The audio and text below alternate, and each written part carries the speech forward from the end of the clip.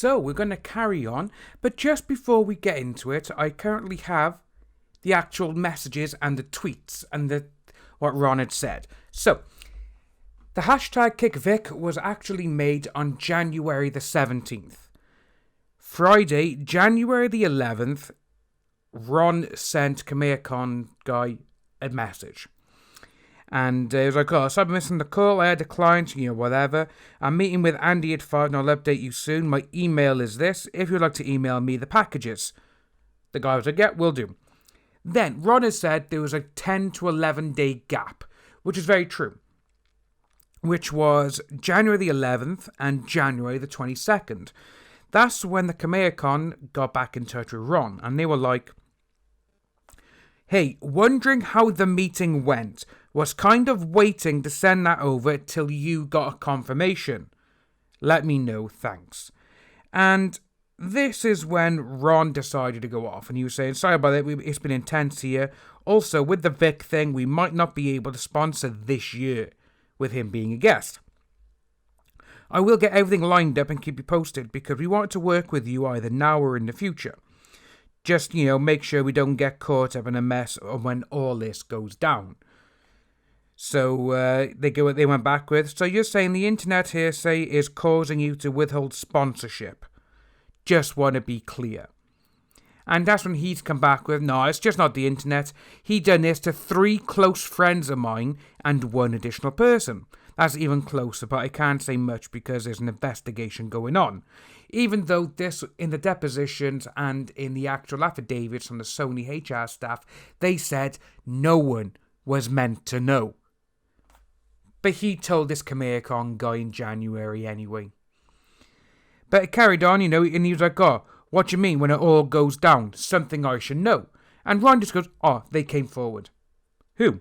I can tell you now, based on our contracts, if he has people step forward and or charges, he will be dropped. And that's when he's gone, all I can say is that there's an active investigation going on, but I know 3 very, very close friends of mine and Monica came forward, and the last person, I will let her speak for herself, but it's legit. Not trying to cause drama, but just wanted to let you know where we stand. But please don't say anything to anyone.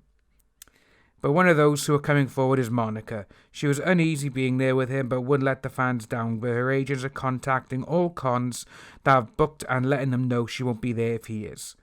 Cons have already started backing out. They never. So what I will do, I will leave a link to the actual texts below so you can give them a read through. So let's get back into the actual, all these, we got phone calls on these guys. They're being released. And Chris Latosh is going to be, I feel bad for that guy, but we're going to get to see some stuff behind the scenes.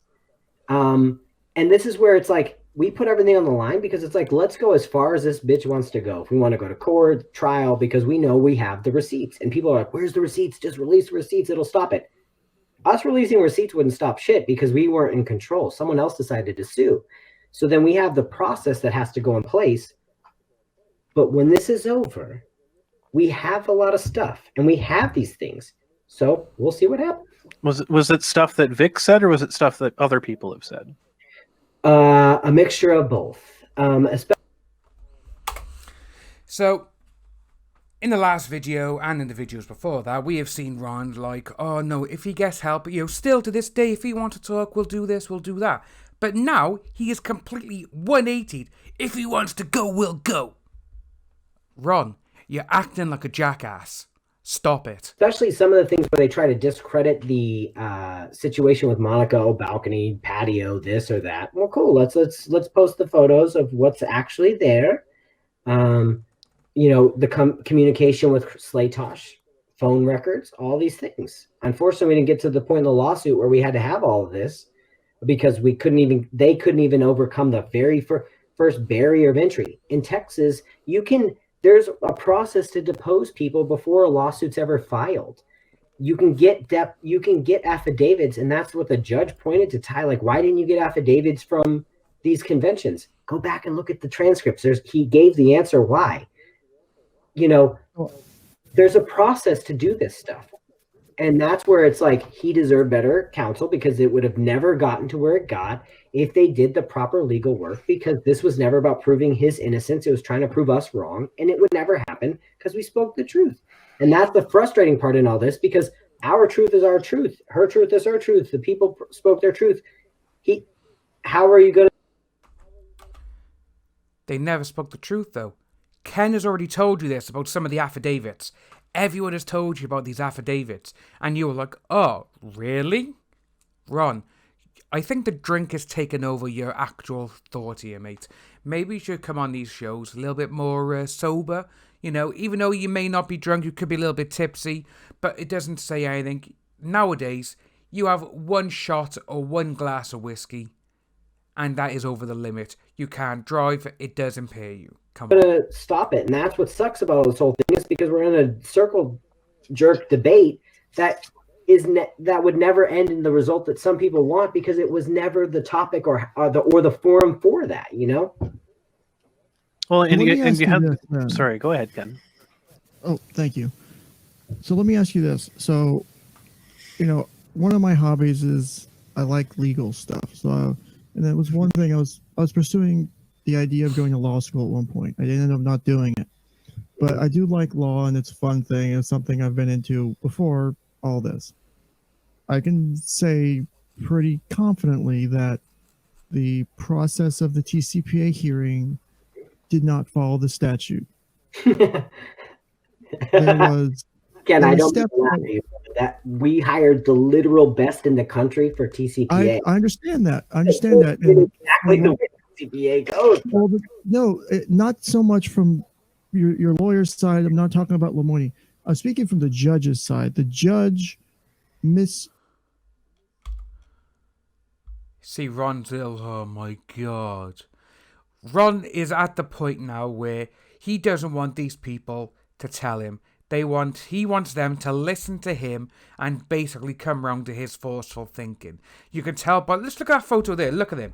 He's like, oh my God. And I got the best in the country. You had Lemoyne. He's not the best in the country. I'm pretty sure there's lawyers above him who would be better, especially for blank room. Handled the steps that were meant to go through the process. And that is laughable, bro. Well, explain to me. You're very frustrated by this. It seems like this upset you. I'm just laughing because you're in a lane. Obviously, there has been 90 or so people who do this for a living explaining exactly how this is the way it goes. They have been right every step of the way. So I would like for you to explain to me how the judge, who got there for a reason, didn't know how to handle the basics of a TCPA and how they didn't apply the law. Like to me at this point, I'm not mad or frustrated. It just shows it's laughable in a sense, because go ahead. Let's see why you say that. Evaluation of how the judge, the professional, didn't do their job right. Well, judges aren't infallible. That's why we have appeals courts. That's why we have the Supreme Court. That's why we have state and federal courts for that. Yeah. They make mistakes all the damn time. They make mistakes that ruin people's lives that take years or decades to fix. Sure. You've got people now coming out of prison who have been wrongfully accused, and the judge is like, oh, no, yep, he's guilty, send him away, he's this, that, and the other. Judges make mistakes all the time, like Ken just said. We have seen numerous people who have literally been lambasted by the judge, and then a couple of years, decades later, they come out and the judge doesn't even say sorry to them.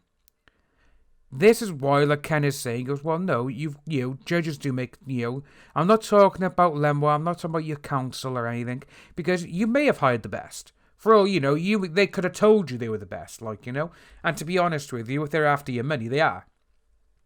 They're going to tell you, oh, no, we're the best at doing this. We're the best in the country. That's an unfortunate flaw of our system.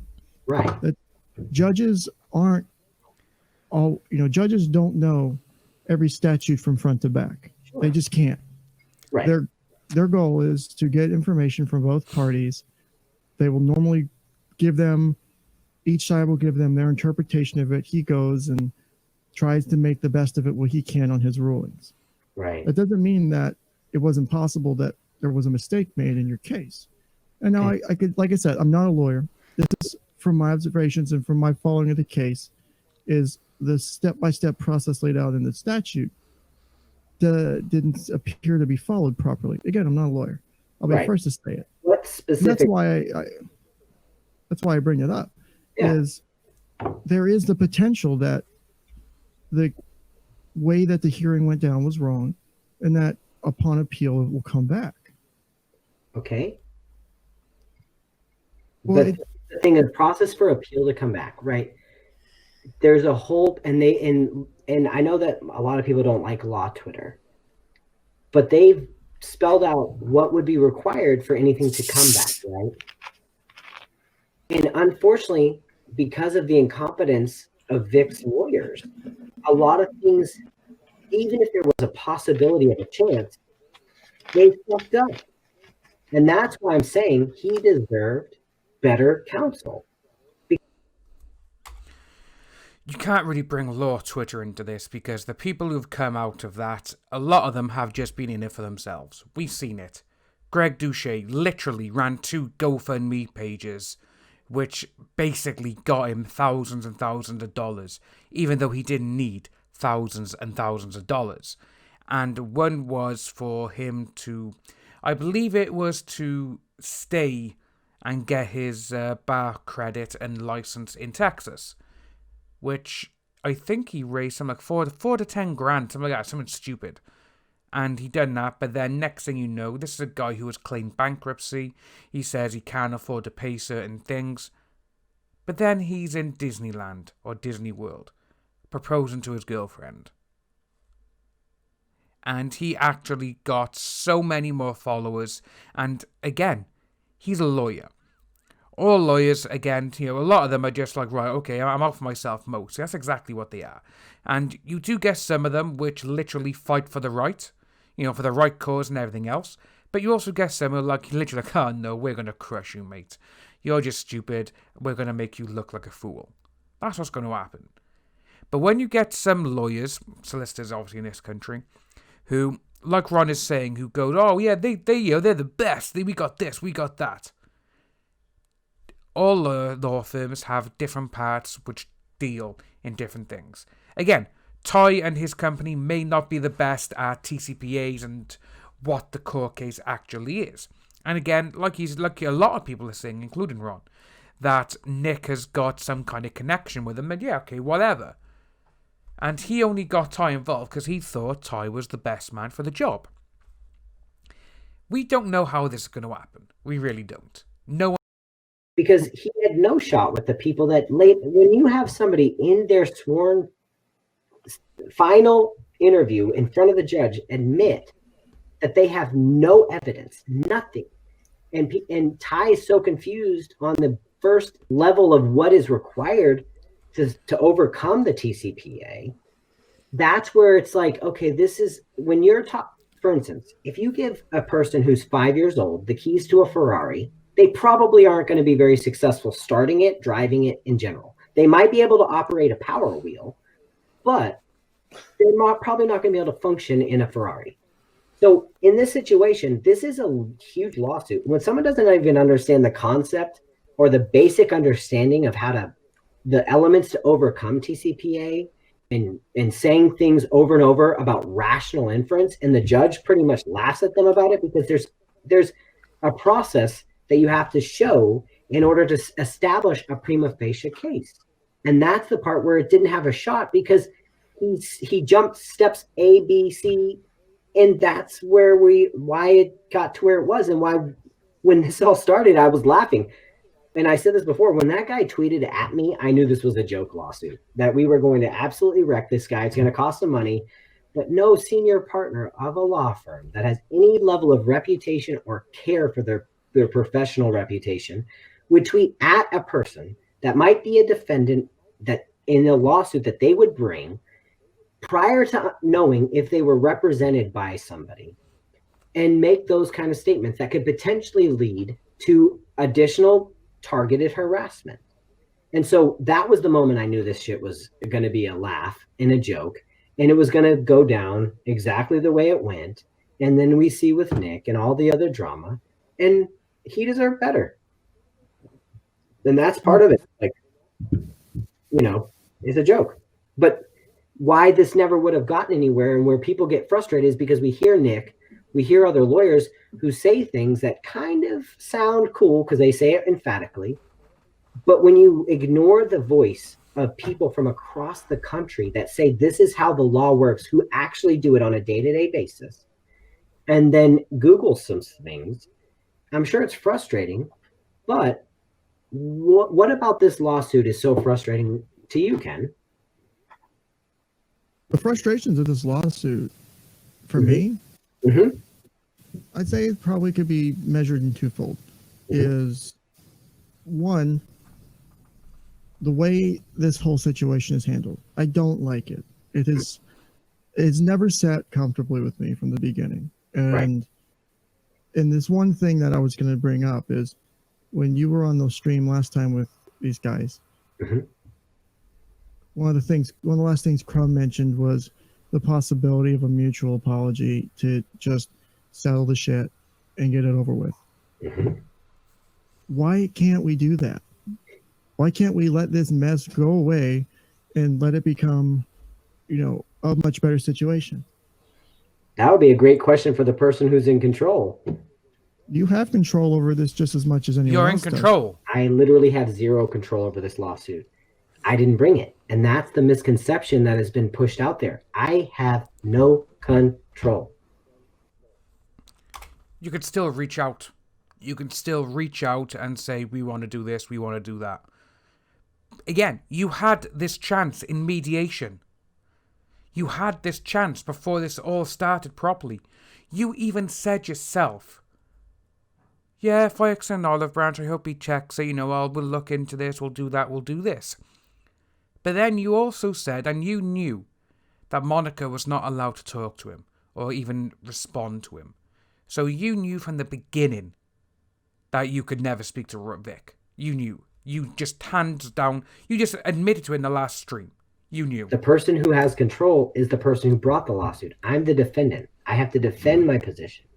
I couldn't stop this if I wanted to. I have to go as far as this person who is suing me wants to take it. I think it's a bit of a mischaracterization on that. I think all parties have some degree of control. At the end of the day, I mean, it's counsel that has control over it, and they listen to their clients. But and one other thing I wanted to just briefly mention, I mean, I don't look for my law advice on Twitter. I don't look for my law advice on YouTube. Like, if you want to get betting advice from somebody, don't go to the person that bets red and black, because they're gonna break even, right? So, from my understanding of what Law Twitter does, they make a lot of calls, and if you call 90% of the board, then you're probably going to hit most of the time. So, like, not to knock the people out there, they have a lot of insight. They're lawyers, sure, but they do a lot of betting on red and black. So it's one of those things. So like, when I'm looking at this stuff, I'm looking at it from a logical perspective and things like that. I think you both had chances. I think you said the last time that you were on the reasons why you and Monica were dug in your position, and other people were dug in theirs. And I think, looking at things now, because who knows? Because right now the case is at a point where it is final, pending appeals. If appeals come back or they don't, nobody knows. But the fact of the matter is like, there's still a lot of questions that are out there. There's still a lot of stuff that's up in the air that hasn't been answered. Questions. And like, it's a disservice for you. It's a disservice for Vic. It's a disservice for other people that are in the situation that are just kind of like, well, now we don't have answers to this. Right. Partly because what Ken is saying here is that the judge in the case may or may not, we don't know yet until it's been ruled on, may or may not have followed the rule of TCPA correctly. If he did or not, that's not for us to decide, and not really a point in discussing it.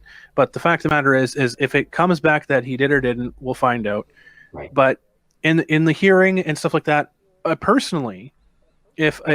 if I had the truth, right? If I was speaking up against somebody and I had truth and things like that, I would not want to win on something like a TCPA. That is something that is super messy, something that does not have any final 100%. resolution, something that has like a whole bunch of technicalities that could go one way or the other, that could tie things up for 6 or 7 years, make things a nightmare for everybody involved. I would want something that has a final answer, something that it's like, no, here's the evidence, here's the stuff, here's all of our things. Because like, as far as I'm aware, and like, you can correct me if I'm wrong on this, because like, I don't know the internal communications between you guys, but as far as I'm aware, there was a lot of stuff that you guys were asked for in terms of discovery that you just didn't provide. And I feel there was. We actually have quite a lot of that evidence. They were like, yeah, we haven't got this, we haven't got that. And with the way Ron's going to go now, he'd probably be like, oh, well, we've looked into it and we didn't need it. That's what I got a feeling he's going to say. Like, I don't know how much I'm supposed to say about that, but Mm-hmm. we provided a ton of discovery. And if you really want to look at who provided zero and who admitted to deleting stuff, just take it some time to look at that. We objected to certain levels of discovery for a specific reason, and that's within our right and our lawyer's right to defend it. Because when somebody's on a fishing expedition wanting every single text message communication between a fiance and we see that things are getting leaked to the public. Mm-hmm. Every name that we pay, do you know how much money we spent to try to keep a certain 3 people's names from the public that got leaked? And they said it was because they lipped read versus the fact that Ty submitted or gave documentation to some YouTuber who then transmitted to other people. We spent a ton of money trying to keep their names private because they didn't speak publicly. But those people came out. But you had the option. You had the option to have this confidential, right? Like, I'm not like misunderstanding that. No, we didn't want confident. We did have it, and we did have an agreement for those 3 names to stay confidential. Everything else we wanted public because we wanted transparency. Because you said, we've seen the file, the motion where you filed, you wanted it all to be kept covered. But they went, no. Everybody's like, proof, show us proof. So and the proof is there. We submitted evidence.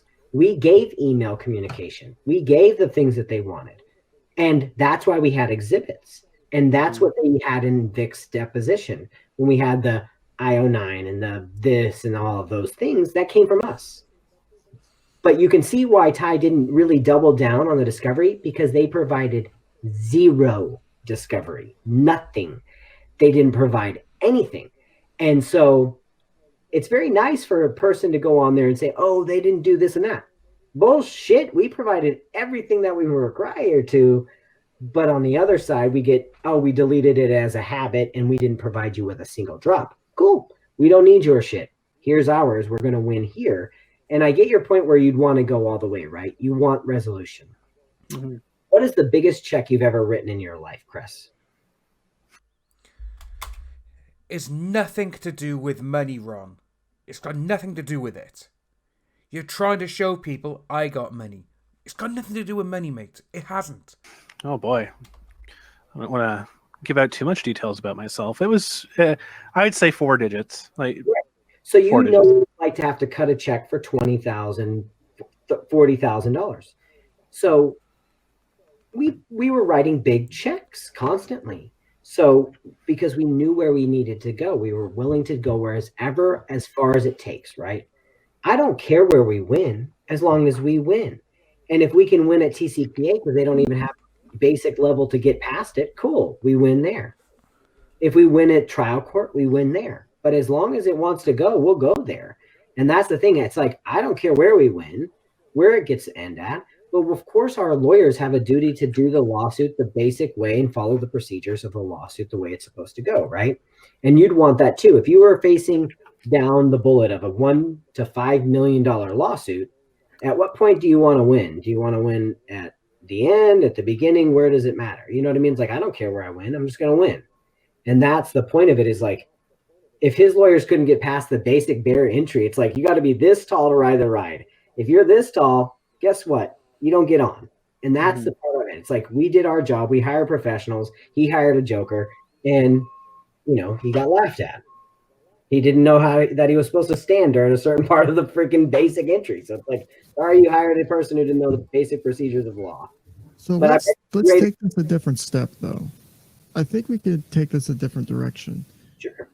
We're in appeals. Whatever happens now, happens now. Whatever the Supreme Court will do of Texas, because it will likely get appealed there, because almost every TCPA has.